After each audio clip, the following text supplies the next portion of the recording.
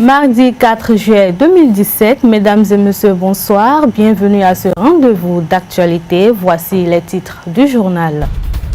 Un atelier d'actualisation du plan de contingence communale qui vise à définir les stratégies et mettre en place un mécanisme de prévention des catastrophes s'est déroulé à la mairie de Cotonou. Les détails dans cette édition. Le ministère du Travail, de la fonction publique et des affaires sociales a procédé au lancement de la campagne Zéro enfant en situation de travail dans les marchés et carrefours des grandes villes du Bénin ce matin à l'Infosec. Le compte rendu dans ce journal. La cérémonie d'ouverture de la revue trimestrielle du plan de travail annuel du ministre du Cadre de vie et du Développement durable a eu lieu ce mardi au Palais des Congrès de Cotonou en présence de plusieurs autorités administratives. À nouveau, bonsoir. Une forte délégation du Parti social-démocrate PSD, conduite par le président Bruno Amoussou, sillonne depuis hier les 6 communes du département du Koufo. La première étape a été celle de la commune de Toviklen, suivie de Lalo. À chaque étape, les militants et militantes sont massivement sortis pour accueillir la délégation. Bruno Amoussou, à chaque étape, donne des explications de fond sur ce qui secoue actuellement le PSD. Il a rappelé les différentes étapes de cette crise qui, selon lui, n'a autre nom que la mauvaise gestion du PSD par Emmanuel Golo. La correction des épreuves écrites du baccalauréat session unique de juin a démarré hier lundi 3 juillet 2017 dans les centres de correction retenus sur toute l'étendue du territoire national. Le superviseur général du centre du lycée Koulibaly, où se déroule la correction des épreuves des séries techniques, a confirmé que la délibération sera certainement la semaine prochaine. C'était quelques brèves pour ouvrir cette édition. La mairie, en collaboration avec l'Agence nationale de protection civile et d'autres organisations, ont eu une rencontre ce mardi à la mairie de Cotonou. Cette rencontre n'est rien d'autre qu'un atelier d'actualisation du plan de contingence communale qui vise à définir des stratégies et mettre en place un mécanisme de prévention des catastrophes. Suivez plutôt. La mairie de Cotonou a organisé en ce jour un atelier d'actualisation du plan de contingence communale, lequel atelier s'inscrit dans la logique de trouver une solution aux maux qui minent la ville de Cotonou ces derniers jours et surtout en cette période de pluie. Nous savons tous la situation de notre ville qu'est Cotonou. Et le plan de contingence est indispensable pour nous parce qu'à chaque saison de pluie, nous avons d'énormes difficultés à assurer le déplacement de nos populations.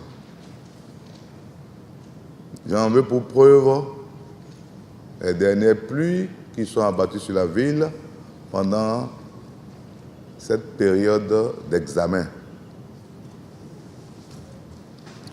Nous savons toutes les peines que nous nous sommes données les uns les autres, qu'il s'agisse de la mairie de Cotonou, qu'il s'agisse des sapeurs-pompiers, qu'il s'agisse de l'ANPC, qu'il s'agisse du génie militaire, tout corps confondu. Je sais combien de fois nous sommes peinés pour arriver un tant soit peu à bout de cette situation.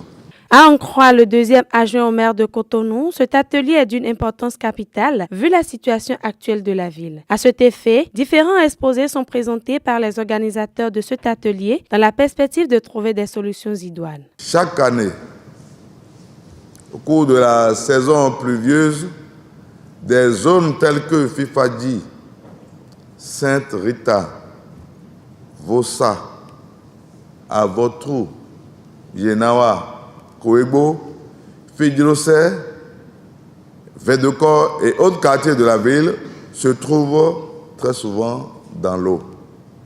C'est pourquoi, au lendemain de la décentralisation, Les nouvelles municipalités ont pris en charge ce problème principal de la ville en mettant en place le programme Cotonou en campagne contre les inondations, qui n'est rien d'autre qu'un programme pour soulager les peines des populations en facilitant leur déplacement par des travaux de reprofilage, de rechargement de voies et d'ouverture des tranchées,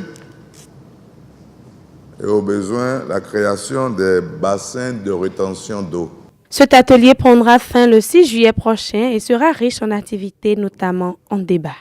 Les conflits et les catastrophes, protégeons les enfants du travail des enfants. C'est le thème retenu de la journée mondiale contre le travail des enfants du 12 juin dernier. À cet effet, la cérémonie de lancement de la campagne Zéro enfant en situation de travail dans les marchés et carrefours des grandes villes du Bénin a eu lieu ce matin à Cotonou. Suivez le reportage. Zéro enfant en situation de travail dans les marchés et carrefours des grandes villes du Bénin. C'est la campagne lancée ce jour à l'Infosec de Cotonou pour donner un carton rouge au travail des enfants. La communauté internationale, le ministère du Travail et de la fonction publique et différents partenaires sociaux se donnent ainsi la main pour éradiquer le travail des enfants. Dans nos principaux marchés du Bénin en général et ceux de Dantokpa, Wando et Azraïka, en particulier, le constat n'est guère reluisant. C'est d'ailleurs ce qu'a confirmé une récente étude faite en 2013 par l'Institut national de la statistique et de l'analyse économique, l'INSAE, estimant ainsi à 7 882 le nombre d'enfants en situation d'exploitation économique dans les 3 marchés suscités. Ces enfants travaillent plus de 10 heures par jour dans des conditions préjudiciables à leur santé, à leur éducation, leur sécurité et leur moralité. Depuis 2013, que ces chiffres ont été révélés par une enquête de l'INSAE, plusieurs actions ont été menées, passant graduellement de la phase de sensibilisation de la population à la phase d'inspection devant déboucher sur la phase de répression et d'application effective des textes en vigueur. Malgré les sensibilisations et les efforts du gouvernement et des organisations non gouvernementales, les enfants subissent toujours des maltraitances dans les grands marchés du Bénin et délaissés parfois dans les rues. Le gouvernement de la rupture, à travers le ministère du Travail, a pris des précautions pour sanctionner et mettre fin à ce fléau. Il est important de souligner que mon département ministériel a pris l'initiative d'organiser une campagne nationale de mobilisation contre ce fléau et a engagé la lutte contre le travail des enfants dans les marchés. Le défi à relever est grand et je voudrais compter sur les acteurs de la chaîne de protection de l'enfant que vous êtes, sur votre engagement à accompagner le gouvernement dans la lutte durable et efficace contre le travail des enfants. Les actions concrètes seront donc menées lors de cette campagne pour la réduction de l'exploitation économique des enfants dans les grandes villes du pays. Le ministre du Cadre de vie et du Développement durable a effectué dans la matinée de ce mardi la revue trimestrielle de son plan de travail annuel. La cérémonie d'ouverture a eu lieu au Palais des Congrès de Cotonou en présence de plusieurs autorités administratives impliquées dans la gestion du cadre de vie et du développement durable au Bénin. ESAE TV y était et voici le compte-rendu. C'est une assise qui s'inscrit dans le cadre de l'évaluation quantitative et qualitative des activités menées au cours des 3 derniers mois dans le département ministériel du cadre de vie et du développement durable. Une occasion pour mettre en exergue les forces, les faiblesses et les opportunités qui ont jalonné le processus de mise en œuvre des activités de ce premier semestre de l'année en cours où un important budget d'environ 150 milliards de francs CFA a été mis à la disposition du dit ministère. Au cours des présentes assises, nous aurons donc à mesurer les résultats atteints par rapport aux objectifs assignés, identifier les problèmes et goulots d'étranglement observés ou potentiels, identifier des actions correctives et des solutions préventives pour améliorer le niveau de performance de notre ministère. Cet atelier s'inscrit dans la dynamique de la gestion axée sur les résultats, qui constitue d'ailleurs l'un des maillons importants de la réforme budgétaire entamée au Bénin depuis l'an 2000. Une réforme qui vise à promouvoir l'utilisation efficiente et équitable des ressources publiques. Sur beaucoup de plans, nous avons des choses à revoir. À cause de la résistance que nous avons à changer nos habitudes, ce qui a amené, malgré tout ce que nous avions dit, insisté pour rationaliser les projets, les programmes de façon à aller vers un nombre limité de programmes et de projets à l'intérieur, on observe que plusieurs projets initiés depuis plusieurs années continuent d'être traînés dans notre PTA et que ça nous retarde.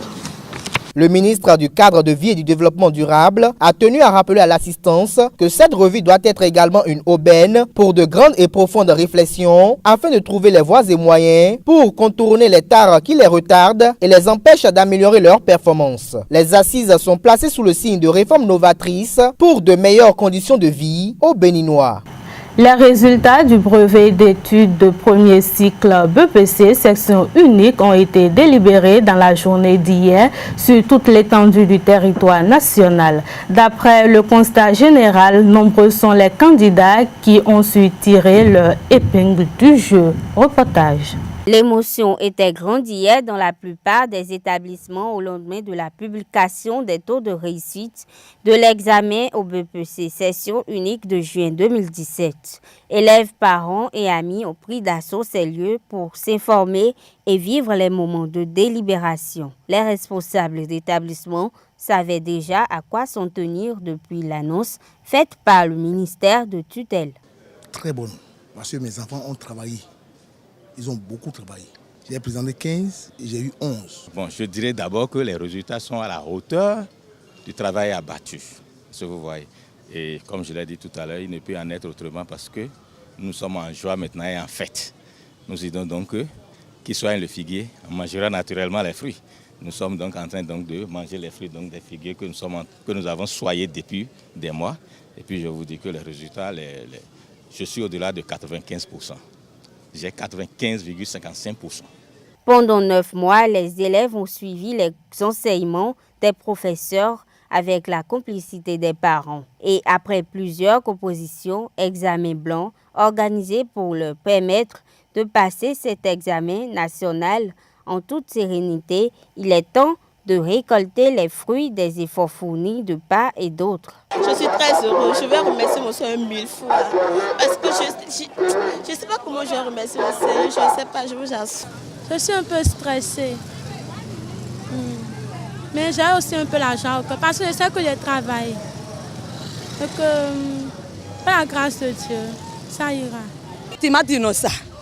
Tu m'as dit doit pour nous. Ndayi me de ti di ya ni a ameno kulonu eno damlo eno kulonu kaka mo kwa live wa biya la bi te ka di la we bi do lo kuna sa ti ma ti pone no egbe o wa mo bi di. D'après les résultats, le taux de réussite en cette année s'est amélioré avec 50,56% de candidats admis contrairement à l'année dernière qui n'a donné que 16%. Mesdames et messieurs, c'est la fin de ce JT Soir. Merci de l'avoir suivi. À demain pour une nouvelle édition.